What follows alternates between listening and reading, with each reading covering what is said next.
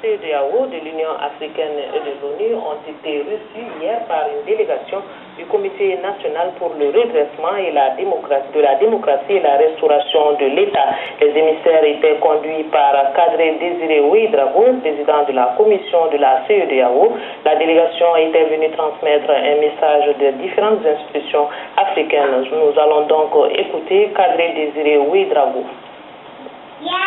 Je suis à la tête d'une mission dépêchée à Bamako par son Excellence Alassane Dramane Ouattara, président de la République de Côte d'Ivoire et président en exercice de la CEDEAO, qui m'a demandé de conduire cette mission auprès des autorités maliennes.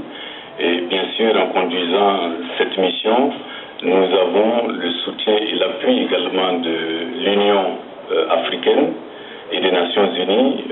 Vous avez là le représentant de l'Union africaine et le représentant du secrétaire général des Nations Unies en Afrique de l'Ouest. C'est dire que c'est donc une mission conjointe CEDEAO, Union africaine et Nations Unies. Nous sommes venus livrer un message du président en exercice aux autorités du Mali et nous leur savons gré de nous avoir accueillis et d'avoir écouté notre message. Les stations-service qui avaient fermé ces derniers temps peuvent ouvrir maintenant. Toutes les mesures sont prises pour sécuriser les lieux. C'est une déclaration du porte-parole du CNRDR, le lieutenant Amadou Konaré. Nous l'écoutons.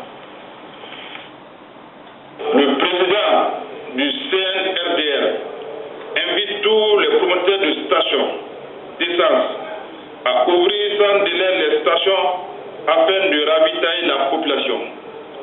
Les dispositions sécuritaires sont prises depuis 4 heures du matin afin de les sécuriser.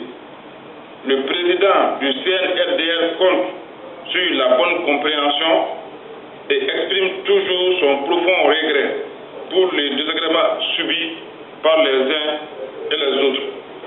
Bamako, le 24 mars 2012, porte-parole du CNRDR, je vous remercie.